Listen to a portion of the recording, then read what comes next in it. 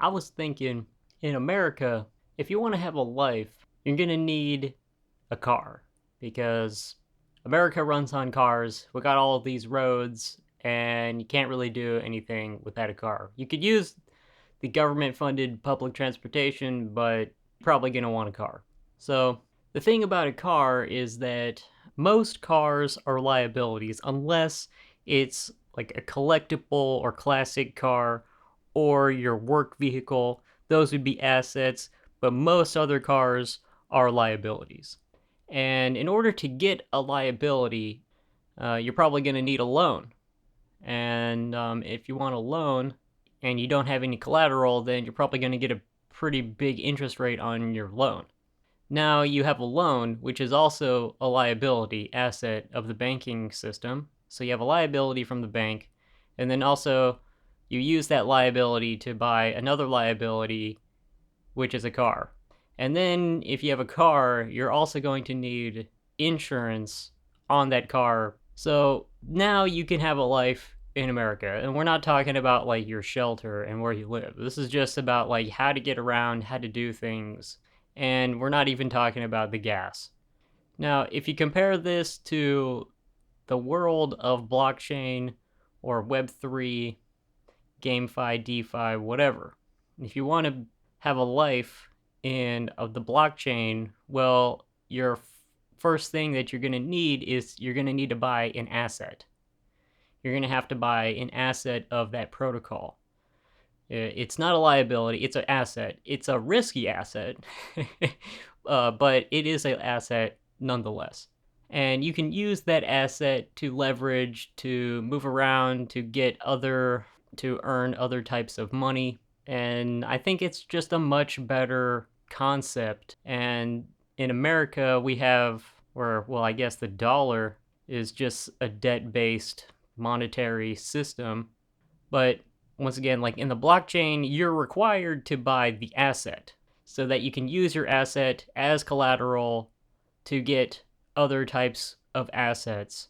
So, blockchains, in my opinion, they make a lot more sense than the type of monetary system that we have now with this fiat dollar and the banking system. The whole thing just totally benefits them and screws people because if you think about it, who's benefiting when you have to buy a car, buy insurance, and get a loan? Whereas if you go into the protocol, you have to buy some Ether or you have to buy some Binance, and then you have to use that Ether to go get something else to flip around. Who's benefiting from this? Well, the blockchain is benefiting from this, and the whole ecosystem of that blockchain is benefiting, and the free market and the protocols and stuff like that. So I think it's important to think about assets and liabilities and what is required in order to have access to services. And in order to get out of poverty, you just need to have more assets than liabilities. And if you're required to get liabilities in order to get assets, it doesn't really make a lot of sense. You should be required to get assets in order to get more assets, then you have a much better chance of becoming wealthy. They don't teach assets and liabilities in school.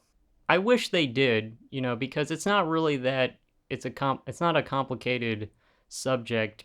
I think middle school and definitely high schoolers can understand what an asset and a liability is, but these assets and liabilities, they change with time. Some of them stay the same, like gold. That's pretty constant throughout time and it is an asset. Bitcoin, because of the 21st century, computers, technology, and math, it was invented and now it is a new asset class.